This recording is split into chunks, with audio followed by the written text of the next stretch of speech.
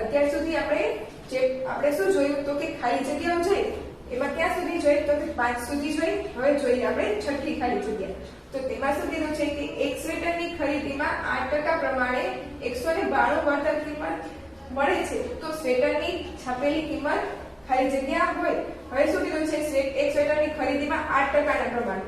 તો 8% ના પ્રમાણે આપણને શું આપે છે વળતર તો કે 192. આ આપણને વળતર મળે છે. તો શું કરવાનું તો કે જો 8 ને 8% આપણને 192 મળતું હોય તો 100% એ કેટલું મળે એ આપણે ધારવાનું. તો શું કરવાનું તો કે 100 ગુણ્યા 192 છેદમાં તો કે 8. આમ થઈ જાય. આપણને કિંમત અંશમાં આવે છેદમાં 8 પૈયા જાય. તો હવે આપણે છેદ ઉડાડીએ તો શું થશે તો કે 8 લ્યો એના અહીંયા છેદ ઉડે તો કે હા એટલે કેટલા આવશે અહીંયા કણે 24 એટલે કે 2 8 16 અને 2 3 બચે 3 ને 2 32 એટલે કે 8 ચોક 32 એટલે 32 ગુણી. હવે આપણે 24 ગુણ્યા 100 બચે આપણી પાસે. તો 24 ગુણ્યા 100 કેટલા થશે તો કે yes કેટલા 2400 અથવા તો 2400. આ શું મળી આપણા રૂપિયા કયા તો કે સ્વેટરની કિંમત મળી આપણને છાપેલી. કેટલી મળી તો કે 2400. એટલે કે એક સ્વેટરની ખરીદીમાં 8% ના પ્રમાણે જો આપણને 192 વળતર મળતું હોય તો 100% એ કેટલું વળતર મળે તો કે કેટલું 2400. તો ફ્રેન્ડ્સ સમજાઈ ગયું ને બધાને? તો ચાલો હવે આપણે 7મું જોઈ લઈએ. તો 7મામાં શું કીધું છે કે વેચાણ કિંમત એ પડતર કિંમત કરતા ખાલી જગ્યા હોય તો નફો થાય. હવે ફ્રેન્ડ્સ વેચાણ કિંમત કોને કહેવાય તો કે કોઈ પણ વસ્તુ હોય તેને આપણે જે કિંમતમાં વેચીએ તે આપણી શું થઈ જાય વેચાણ કિંમત. અને જોઈએ તો પડતર કિંમત.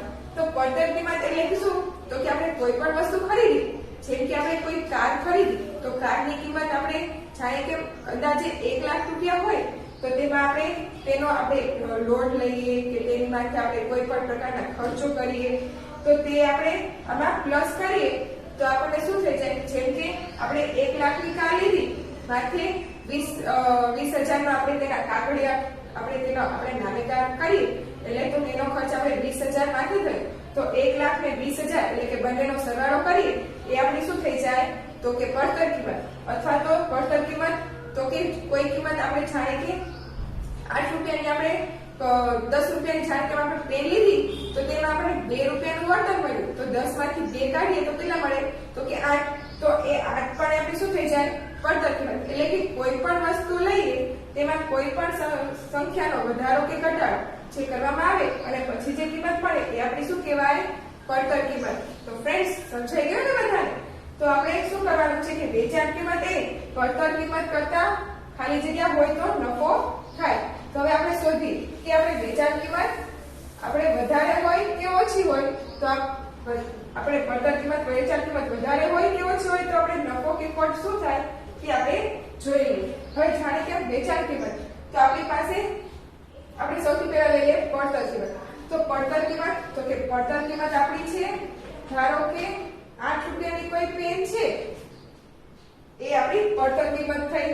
હવે તો કે વેચાણ કિંમત તો તેને આપણે વેચાણ કિંમત એટલે કે તેને આપણે 10 રૂપિયામાં વેચી તો શું થઈ આપણી વેચાણ કિંમત. તો આપણને જે 2 રૂપિયાનો બે વચ્ચે ડિફરન્સ રહ્યો 2 રૂપિયાનો જે ડિફરન્સ એ આપણો શું થયો તો કે આપણને નફો મળ્યો. એટલે કે જે પેન આપણે 8 રૂપિયાની હતી તે પેન આપણે 10 રૂપિયામાં વેચી તો 2 રૂપિયા આપણે વધારાના આપણને મળ્યા ને એ શું મળે આપણો નફો.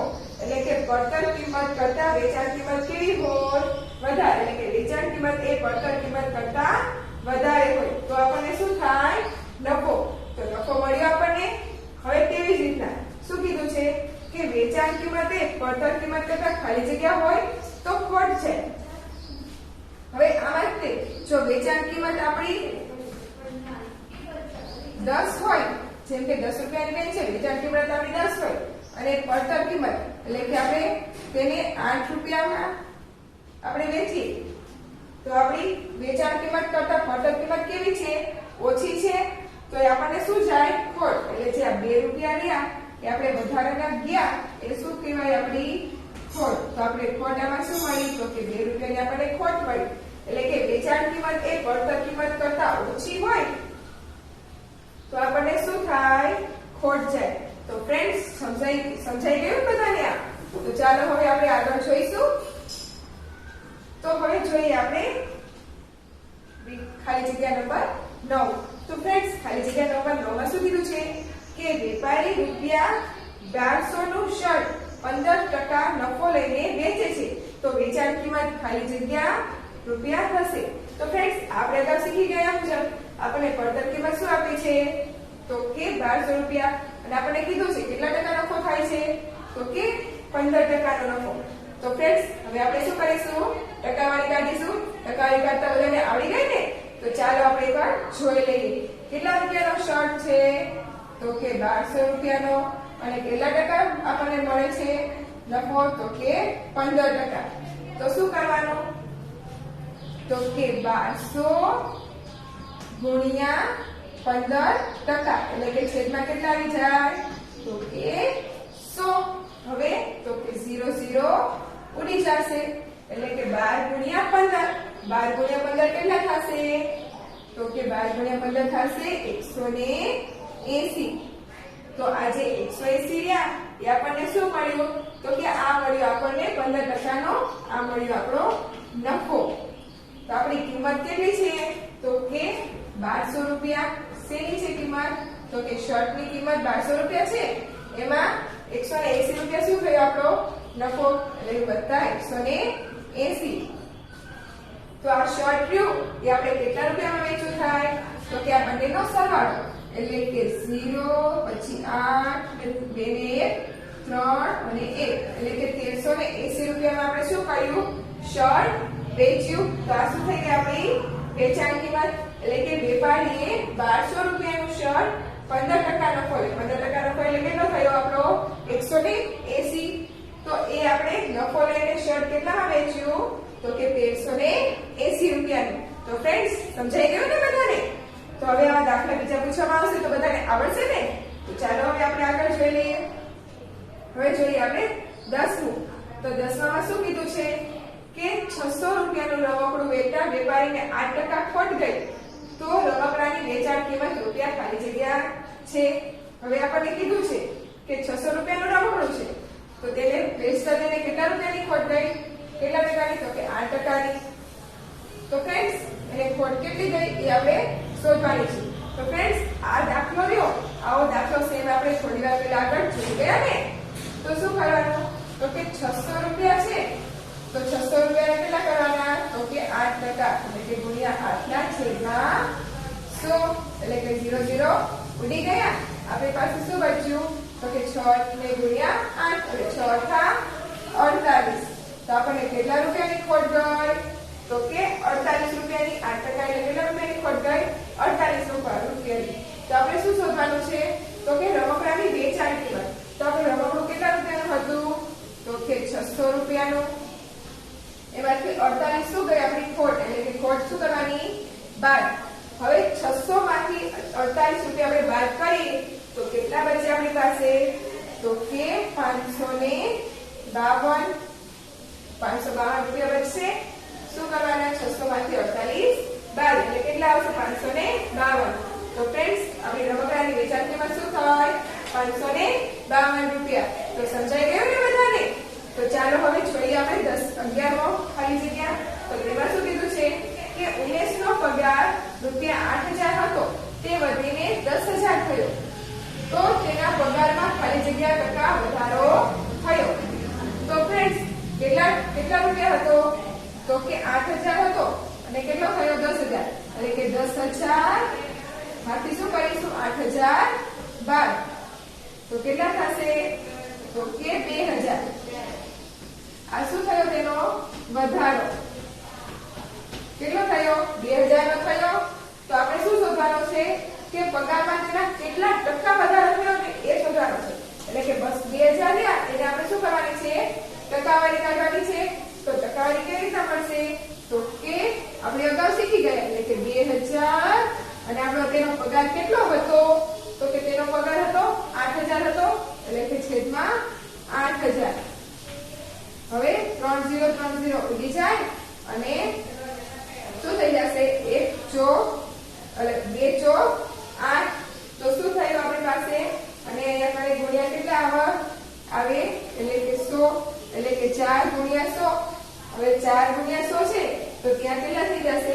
અહીંયા કણે 25 એટલે કેટલા થયા 25%. આ શું મળ્યો તો કે વધારો કેટલો થયો તો કે 25%. તો ફ્રેન્ડ્સ સમજાઈ ગયું. શું કર્યું તો કે 10,000 પગાર થયો, એમાંથી 8,000 નો પગાર હતો આપણે બાદ કર્યો એટલે કેટલો વધારો મળ્યો તો કે 2,000 નો. હવે 2,000 છે તેનો આપણો પગાર કેટલો હતો તો કે 8,000 ગુણ્યા 100 એટલે તો 0 0 ત્રણે ઉડી ગયા અને 2 દુ 4 દુ 8 એટલે કે 8 આવ્યા અને આ 25 છે એટલે ગુણ્યા 25 100 કેટલા બચ્યા આપણી પાસે 25 એટલે કે 25%. તો ઉમેશનો પગાર 8,000 હતો તેમાંથી 10,000 થયો તો તેના પગારમાં કેટલા ટકા વધારો થયો તો કે 25%. તો ફ્રેન્ડ્સ સમજાઈ ગયું ને બધાને? તો હવે આ દાખલા પૂછવામાં આવે તો બધાને આવડશે ને? તો ચાલો હવે જોઈએ આપણે આગળ. તો કીધું છે હવે 12 તો તેમાં શું કીધું છે કે રૂપિયા 4,000 નું 12% લેખે 2 વર્ષનું સાદું વ્યાજ રૂપિયા ખાલી જગ્યા થાય. શું કીધું છે સાદું વ્યાજ શોધવાનું છે. તો ફ્રેન્ડ્સ આપણે અગાઉના ધોરણમાં શીખી ગયા ને? તો કેવી રીતે શોધવાનું યાદ આવ્યું બધાને? તો કે યસ આપણું સૂત્ર શું હતું તો કે I બરાબર CRN છેદમાં 100 આવું સૂત્ર હતું ને? યાદ આવ્યું બધાને? યસ આવી ગઈ બધાને યાદ. તો હવે P કેટલા છે આપણી પાસે તો કે 4,000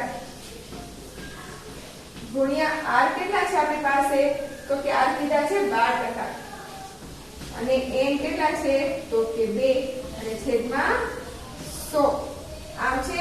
તો હવે 0 0 ઉડી જશે તો આ 0 ગયો આ 0 ગયો આ 0 ગયો આ 0 ગયો આપણી પાસે શું બચ્યું તો કે 40 ગુણ્યા 12 ગુણ્યા 2 એટલે કે 40 ગુણ્યા 12 દુ 24 એટલે કે 24 ચોક તો કે 96 અને 0 એમના એમ એટલે કે 690. આ શું મળી ગયું આપણને તો કે સાદું વ્યાજ કેટલું થાય 690 રૂપિયા. તો ફ્રેન્ડ્સ રૂપિયા 4,000 નું 12% લેખે 2% નું સાદું વ્યાજ શું પડ્યું 690. કેવી રીતના તો આપણે સાદું વ્યાજનું સૂત્ર શું હતું I બરાબર PRN છેદમાં 100 એટલે કે 4,000 ગુણ્યા 12 ગુણ્યા 2 છેદમાં 100 એટલે કે 40 ગુણ્યા 24 એટલે કે 260 રૂપિયા. તો ફ્રેન્ડ્સ સમજાઈ ગયું ને બધાને? તો ચાલો હવે જોઈએ આપણે 13. તો તેમાં શું કીધું છે કે ગત વર્ષનો વરસાદ 120 મીમી હતો, આ વર્ષે 90 મીમી થયો. તો વરસાદમાં ખાલી જગ્યા ટકાની ઘટ થઈ એટલે કે ગઈ વર્ષે કેટલો હતો વરસાદ તો કે 120 મીમી અને આ વર્ષે કેટલો થયો તો કે 90 મીમી. તો અમે કીધું છે કે કેટલા ટકાનો ઘટ થયો કેટલા ટકા ઓછો વરસાદ થયો એ આપણે શોધવાનું છે.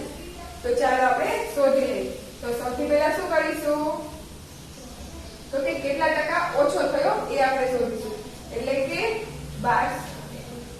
કે 120 માંથી 90 બાદ કરીશું એટલે કેટલા આવશે તો કે 30 આવે ને? તો શું કરવાનું છે આપણે તો કે વરસાદ કેટલા ટકા ઓછો થયો એ આપણે શોધવાનું છે. તો મળી જાય હવે તો કેવી રીતે મળશે તો કે 30 મીમી થયો અને ગયા વર્ષ અને કેટલો હતો તો કે 120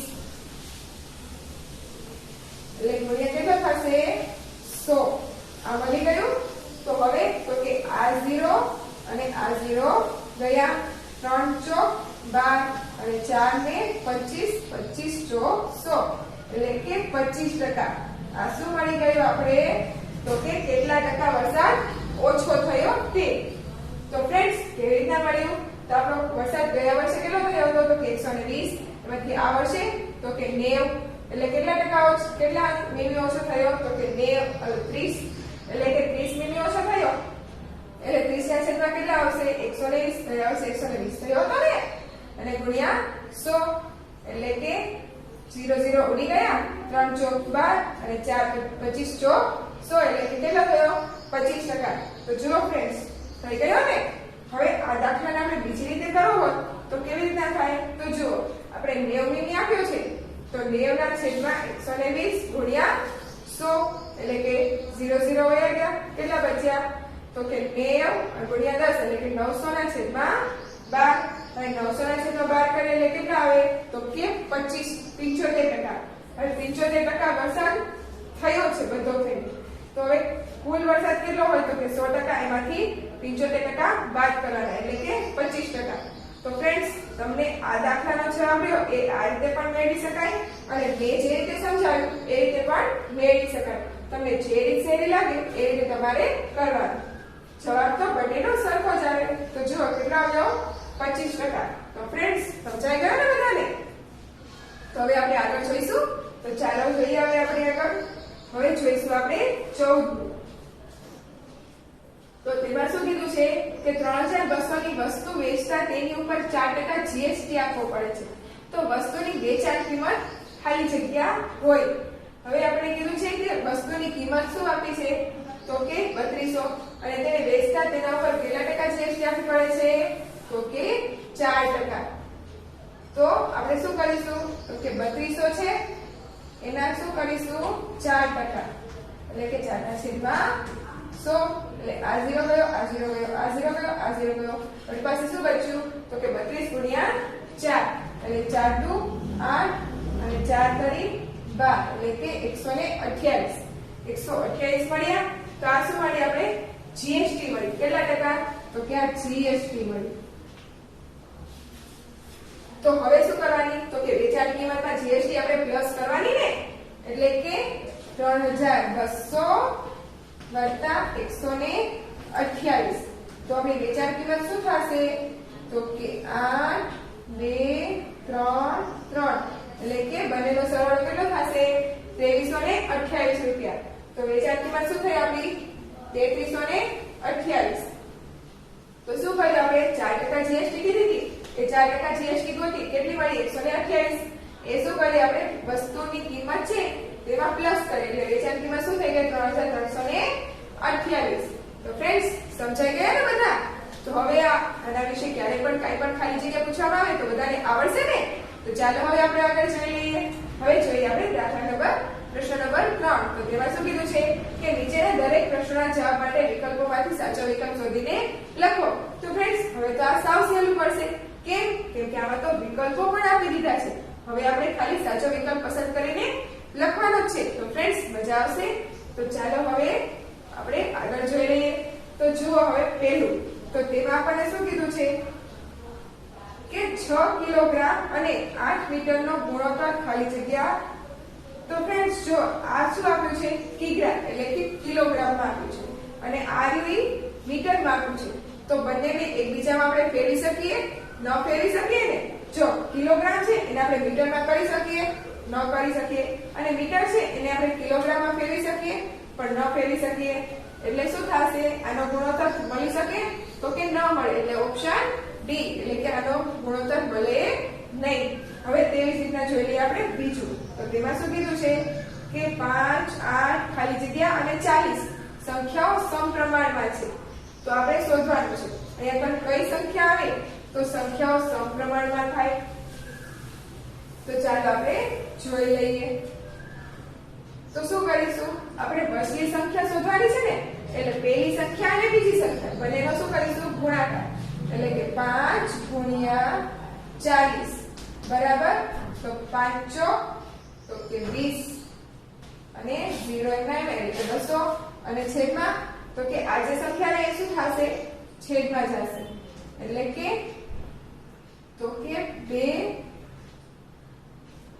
એટલે કે આવશે અહીંયા કણે 25 એટલે કે 25 × 200 થાય એટલે કે 25. તો ફ્રેન્ડ્સ, આ શું મળી ગયું આપણને તો કે સંખ્યા કઈ તો કે આ એટલે કે 5 8 અને ખાલી જગ્યામાં કેટલા આવશે તો કે 25 અને 40. એટલે કે શું કર્યું 5 ચોક 20 એટલે કે 20 અને 0 એટલે કે 200 ના છેદમાં 8. હવે 25 8 કેટલા થશે 200 એટલે કે 25 આપણે મળી ગયું. તો ફ્રેન્ડ્સ, સમજાઈ ગયું ને બધાને? તો ચાલો હવે તેવી જ આપણે આગળ ખાલી જગ્યાઓ વિકલ્પો આવશે. તો ચાલો હવે જોઈએ આપણે ત્રીજું. તો તેમાં શું કીધું છે કે 9/15 બરાબર ખાલી જગ્યાના છેદમાં 20. હવે આમ આપણને આપ્યું છે 9/15 બરાબર ખાલી જગ્યાના છેદમાં 20. હવે 9/15 આપે છે તો શું થાય 3 કરી 9 અને છેદમાં 5 કરી 9 એટલે 3 5 કરી 15 અથવા તો 3 5 15 તો 3 3 વયા ગયા કેટલા રહ્યા તો કે 3 અને છેદમાં 5 હવે છેદમાં 20 લાવ્યા છે તો 5 ને કેટલા વડે ગુણ્યા હોય તો કે 4 વડે ગુણ્યા હોય તો અંશને પણ આપણે 4 વડે ગુણવા પડે ત્યારે અહીંયા 20 આવ્યા ને એટલે છેદમાં 20 આવી ગયા આપણે તો અંશમાં કેટલા 4 વડે ગુણીએ તો 4 કરી 12 એટલે કે શું મળશે આપણને અહીંયા કરે તો કે 12 એટલે કે 12 ના છેદમાં 20 એટલે કેટલા થઈ જાય આપણે અહીંયા કેટલા આવશે તો કે 12 એટલે કે 9 ના છેદમાં 15 બરાબર 12 ના છેદમાં 20 તો ફ્રેન્ડ્સ સમજાઈ ગયું બધાને શું કર્યું આપણે તો કે 9 ના છેદમાં 15 આપણે આપ્યા હતા એને આપણે શું કરીએ અવયવ કરીએ એટલે કે 3 ગુણ્યા 3 3 કરી 9 થાય અને છેદમાં 5 કરી 15 થાય તો 3 3 વયા ગયા આપણી પાસે શું બચ્યું 3 અને 5 3 અને 5 બચ્યા અહીંયા છેદમાં કેટલા છે 20 તો અહીંયા છેદમાં 20 લાવવા હોય તો 5 ને કેટલા વડે ગુણવું પડે તો કે 4 વડે ગુણવું પડે ને એટલે 5 ચોક 20 અને અંશમાં પણ 4 વડે ગુણવું પડે તો અહીંયા 3 હતા એ 3 ગુણ્યા કેટલા કર્યા આપણે 4 તો શું મળી ગયું 3 ચોક 12 અને 5 ચોક 20 તો ફ્રેન્ડ્સ સમજાઈ ગયું ને બધાને તો હવે આવું પૂછવામાં આવે બધાને આવડશે ને તો ચાલો હવે જોઈ લઈએ આપણે પાછું તો તેમાં શું કીધું છે કે ખાલી જગ્યા સંખ્યાઓ સમપ્રમાણમાં છે તો જુઓ આમાં શું કીધું છે ખાલી જગ્યાઓ સંખ્યાઓ પ્રમાણમાં છે તો જુઓ આમાં શું જવાબ આવશે 2 3 12 ને 18 એટલે 2 ને 3 અને 12 ને 18 કેવી છે સમપ્રમાણમાં તો શું આવશે 2 3 12 18 એટલે કે ઓપ્શન બી તો ફ્રેન્ડ્સ સમજાઈ ગયું